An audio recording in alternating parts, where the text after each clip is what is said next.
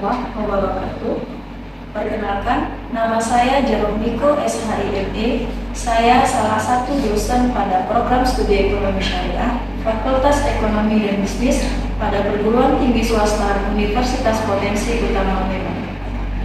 Kali ini saya akan menyajikan sebuah video mengenai pernyataan diri dosen dalam unjuk kerja Tridharma Perguruan Tinggi PDD UKTPT dalam bidang pengajaran. Adapun mata kuliah yang saya ampu yaitu Fikih Muamalah. Fikih Muamalah adalah salah satu mata kuliah wajib pada program studi ekonomi syariah dengan bobot SKS 3 SKS. Adapun capaian pembelajaran pada mata kuliah Fikih Muamalah, yang pertama, bertakwa kepada Tuhan Yang Maha Esa serta menjalankan nilai-nilai Islam. Yang kedua, memiliki wawasan keumatan. Yang ketiga, mampu menerapkan teori dan praktek bank dan lembaga keuangan syariah beserta angkatnya sesuai dengan perkembangan teknologi. Yang keempat, mampu mendesain dan melakukan penelitian pada bidang perbankan dan lembaga keuangan syariah. Adapun CPMK pada mata kuliah Fikih Muamalah, yang pertama, menjelaskan prinsip-prinsip ekonomi syariah dalam praktek manajemen dan lembaga keuangan syariah. Yang kedua, mampu menerapkan etika dan prinsip-prinsip syariah dalam praktek manajemen dan lembaga keuangan syariah. Yang ketiga, mampu menerapkan dan menganalisis pembiayaan dalam manajemen dan lembaga keuangan syariah. Yang keempat, mampu menyusun penelitian berdasarkan fenomena manajemen dan lembaga keuangan syariah. Pada mata kuliah Fikih Muamalah terdiri dari 16 pertemuan, 14 pertemuan pada penyampaian materi, kemudian ada 2 pertemuan ujian, yaitu ujian tengah semester dan ujian akhir semester. Adapun metode pembelajaran yaitu dengan ceramah, diskusi, dan tanya jawab. Adapun bobot penilaian dengan kriteria partisipasi 5%, tugas individu 15%, tugas teori dan praktek kelompok 25%, kuis 10%, ujian tengah semester 20%, ujian akhir semester 25%. Itulah paparan tentang mata kuliah Fikih Muamalah. Baik, kita akan menyaksikan video pembelajaran mata kuliah Fikih Muamalah.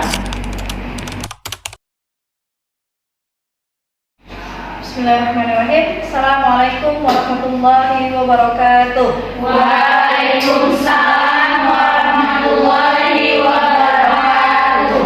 Baik, adik-adik sekalian, hari ini kita bertemu di mata kuliah Fikih Muamalah pada pertemuan ke-7 ya. Jadi sebelum kita mulai perkuliahan, alangkah baiknya kita berdoa masing-masing. Doa dimulai. Doa selesai. Hari ini hadir semuanya? Hadir, Bu. Oke, baik. Jadi kita masuk ke materi hari ini yaitu tentang bagi hasil dan macam-macamnya. Nah, kira-kira sebelum masuk ke akad bagi hasil, ada yang tahu nggak? Ada berapa macam bagi hasil dalam fikih muamalah? Ada 2 lagi. Muzaroah, musafah. Ya, muzaroah, musafah.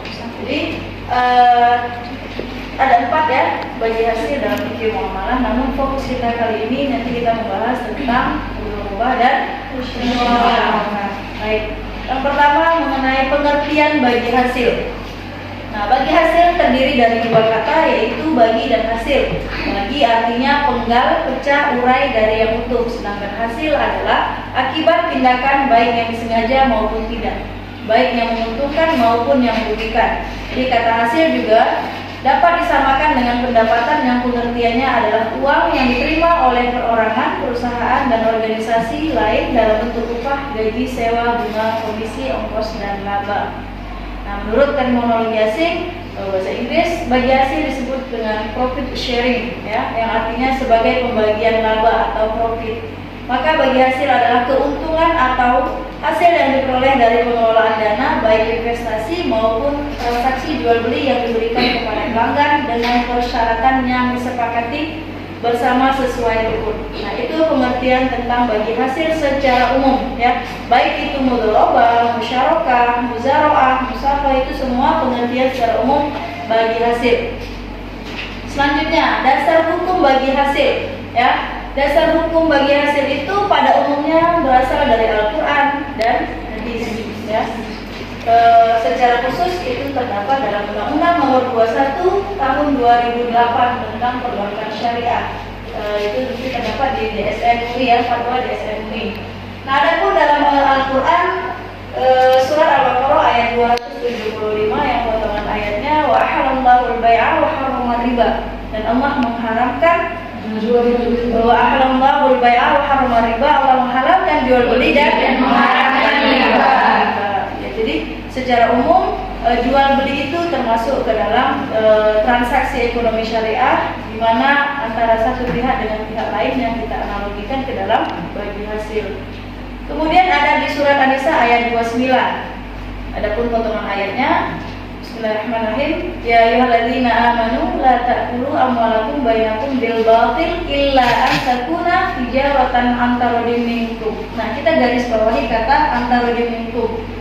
Itu salah satu karakter atau prinsip dalam transaksi ekonomi antara dimingkum. Ada yang tahu arti dari antara dimingkum? Ada yang tahu? Antara dimingkum, ridho sama ridho ya, atau kerelaan dari kedua belah pihak ketika melakukan transaksi. Sebenarnya ayat dalam Al-Quran itu ayat ekonomi banyak, tapi saya ambil dua potongan ayat ini ya. Kemudian dari hadis, ada hadis dari Abu Hurairah radhiyallahu anhu berkata, Rasulullah sallallahu alaihi wasallam bersabda, Allah Subhanahu wa taala berfirman, aku adalah orang ketiga di antara kedua orang yang sedang bersekutu selama keduanya tidak berkhianat. Apabila salah satu dari keduanya berkhianat, maka aku akan keluar darinya. Nah, ini juga masuk ke dalam landasan hukum bagi hasil. Karena dalam bagi hasil itu ada prinsip-prinsip yang perlu diperhatikan. Nah, kita masuk ke prinsipnya yang berhubungan dengan ayat ataupun hadis dalam landasan hukum bagi hasil tadi. Yang pertama nisbah rasio ya. Nah, di sini harus jelas berapa persen yang dibagikan nanti di antara kedua belah pihak ya. Harus jelas. Tidak boleh ada pengkhianatan, tidak boleh ada yang namanya ketidakjujuran. Jadi harus sepakat di awal. Nanti kalau misalnya tidak sesuai dengan kesepakatan di awal, maka itu tidak sah dalam transaksinya. Yang kedua kerelaan. Ini tadi antarodin minkum. Ya, ridho, sukarela, rela sama rela. Jadi kalau salah satu tidak mau atas dasar paksaan, ya nggak boleh. Prinsipnya itu tidak sesuai dengan prinsip syariah. Kemudian yang ketiga, keadilan al-adl.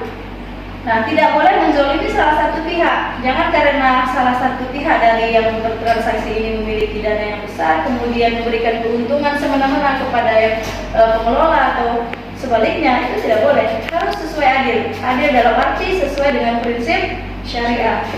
Kemudian kejujuran, seperti yang kita bilang di atas tadi. Yang kelima, transparansi, keterbukaan. Nah, segala pemasukan, pengeluaran, permasalahan, keuntungan, kerugian itu harus terbuka antara satu pihak dengan pihak yang lainnya dalam kerjasama. Kalau tidak ada keterbukaan, maka tidak sah transaksi tersebut dan tidak melakukan prinsip-prinsip syariat. Oke, selanjutnya kita masuk ke macam-macam bagi hasil. Nah, di sini yang saya sampaikan tadi di awal pertemuan, bahwasanya macam-macam bagi hasil itu ada 4 ya. Ada mudharabah, musyarakah, muzaraah, musyarakah. Tapi yang menjadi fokus kita di sini adalah mudharabah dan musyarakah. Oke. Nah, apa itu mudharabah? Kira-kira sudah ada yang tahu apa itu mudharabah? Angkat tangannya, silakan. Ya, silakan. Mudharabah itu bagi hasil, tetapi hanya salah satu pihak yang menanamkan modal. Pihak lainnya berperan untuk mengelolanya. Oke, bagus. Nah, mudharabah kita lihat di sini, trust financing atau trust investment. Mudharabah berasal dari kata dor, ya, dorbun. Doroba yadribu dari kata bahasa Arab, berarti memukul atau berjalan. Nah, maksudnya di sini memukul atau berjalan ini tepatnya adalah proses seseorang memukulkan kakinya dalam menjalankan usaha, ya. Itu kata doroba atau. Kemudian mudharabah itu adalah bentuk kerjasama usaha antara pemilik modal sahibul mal dan pengelola modal mudorik, di mana keuntungan dibagi berdasarkan nisbah yang disepakati, sedangkan kerugian finansial ditanggung oleh pemilik modal. Nah, mudharabah ini terdiri dari satu sohibul mal yang disebut dengan sohibul mal disebut dengan pemilik modal. Sedangkan pengelola modal disebut dengan pemilik. Ya, bagus. Jadi terdiri dari pengelola dan pemilik modal. Nah, apabila terjadi kerugian dalam transaksi atau kerjasama mudharabah, siapa yang bertanggung jawab? Pemilik modal. Kalau seandainya terjadi karena kelalaian dari pengelola, apakah pemilik modal menjadi? Tidak. Siapa yang bisa jawab? Ya, silakan. Maka mudarib akan bertanggung jawab. Mudarib yang bertanggung jawab atas Kelalaian tersebut. kelalaian. Ya, kalau seandainya terjadi atas bukan karena kelalaian, itu yang bertanggung jawab siapa? Oke, lanjut. Kemudian mengenai syarat bagi hasil atau mudharabah ini, yang pertama modal atau barang yang diserahkan itu berbentuk uang tunai. Nah, kalau seandainya modal itu berbentuk emas, boleh nggak? Nggak boleh. Kenapa?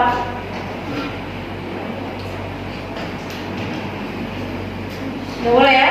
Jadi kalau seandainya modal itu berbentuk emas atau barang, karena nanti untuk dijual kembali kan tidak mungkin digunakan dalam modal itu kita pakai emas ya, kita harus jual lagi dan sebagainya, itu prosesnya panjang. Makanya yang dibutuhkan itu adalah modal uang, lebih tepatnya uang gitu ya. Jadi tahu presentasi nanti berapa modal yang dikeluarkan oleh sohibul mal. Yang kedua, bagi orang yang melakukan akad disyaratkan mampu melakukan tasyarruf, mampu menilai mana yang baik mana yang buruk, mampu secara hukum dia sudah mengerti atau balik dia berakal, bukan anak-anak lagi yang tidak tahu mana baik mana buruk. Kemudian modal harus diketahui dengan jelas. Jadi kalau kita sertakan modal 5 juta, maka harus disampaikan di awal. Jangan nanti di pertengahan dibilang oh saya modal saya 10 juta. Nggak boleh seperti itu ya, harus jelas di awal.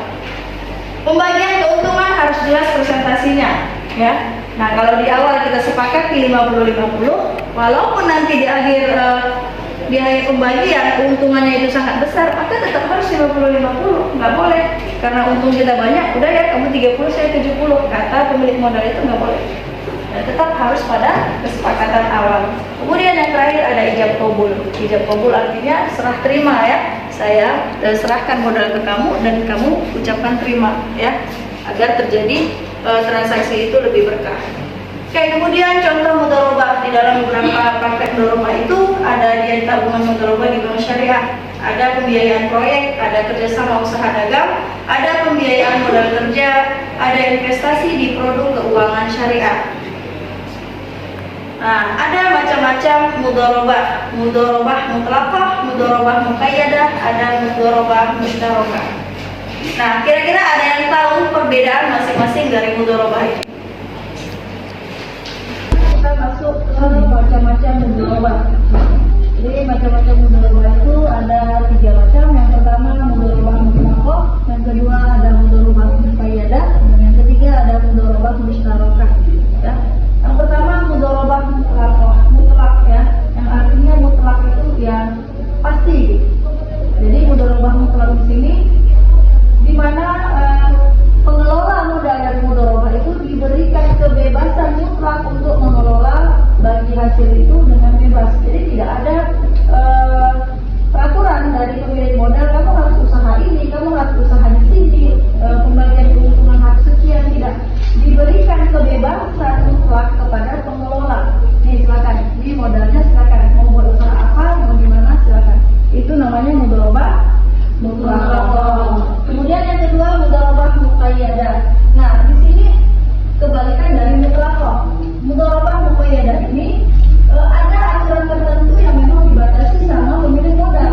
Jadi seperti yang saya bilang, mudharabah itu bebas, di sini ada terikat. Ada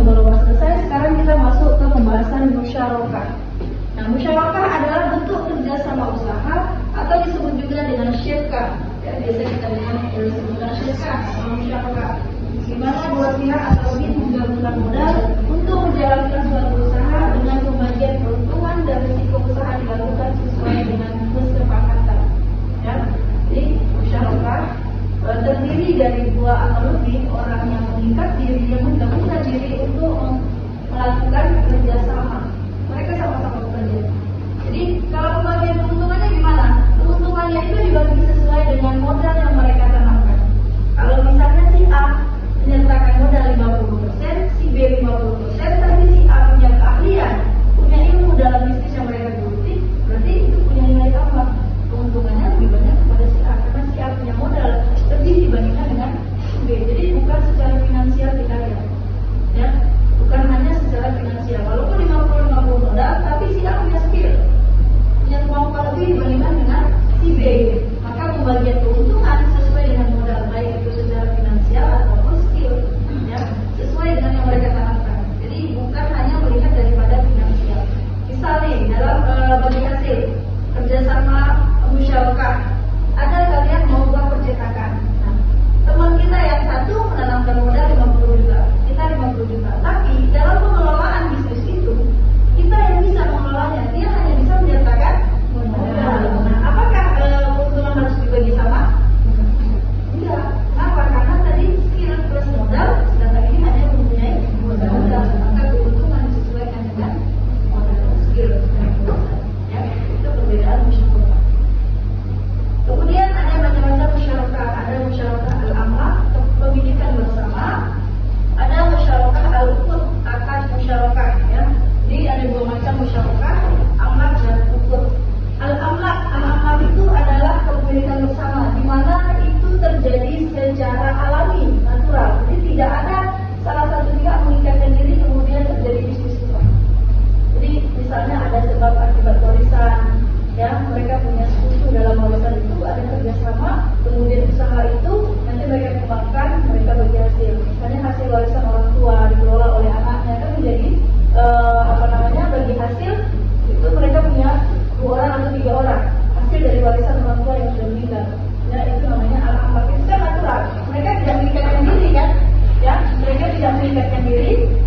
Kemudian ada musyawarah al-uqud, ya, akad yang ini yang memang diperjanjikan, ya, ada di antara orang 1 dan 2 akidah ini yang mengikatkan diri. Jadi kebalikan dari al-amlah.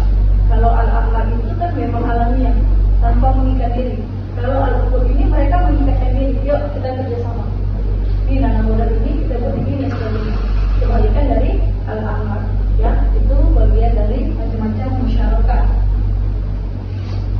Oke, sebelum sampai ke akhir pertemuan, kira-kira ada yang bisa menyampaikan perbedaan antara mudharabah dan musyawarah? Ya, silakan. Sebutkan nama dari.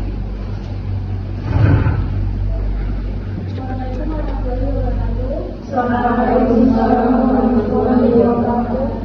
Saya Nabila Syekh Akademi, saya 24200024. Jadi perbedaan mudharabah dan musyawarah itu, kalau di musyawarah itu aktivitas kerjasama atau perserikatan antara kedua belah pihak atau lebih. Kedua pihak yang terlibat berkontribusi dalam bentuk dana dan tenaga. Terus masuk ke dalam kategori pencampuran berkat keberadaan mekanisme kerjasama yang dibangun. Keuntungannya berdasarkan kesepakatan awal, apalagi kerjasama menjalankan proyek atau bisnis memiliki tingkat penghasilan yang tidak pasti. Nah, kalau kerugiannya itu dibagi berdasarkan proporsi modal yang disertakan. Kalau yang di murabahah itu berasal dari kata rubaha yang artinya profit atau keuntungan. Kalau di dalam murabahah itu terjadi aktivitas jual beli baik secara tunai ataupun secara cicil, yang mana dari aktivitas jual beli tersebut menghasilkan keuntungan untuk penjual. Ini kalau murabahah ini masuk ke kategori pertukaran karena terjadi pertukaran antara barang dan uang. Keuntungan itu khususnya didapat oleh pihak penjual, sementara pembeli mendapatkan keuntungan berupa kepemilikan barang. Nah, kerugiannya itu terjadi ketika pembeli tidak sanggup membayar cicilan. Untuk itu, diwajibkan adanya kesepakatan antara penjual dan pembeli untuk mengikhlaskan ketidaksanggupan pembayaran pembeli, atau pembeli menjual kembali barang yang dibeli, di mana sisanya dijadikan hutang oleh pembeli. Oke, ya. Terima kasih Nabila. Tepuk tangan.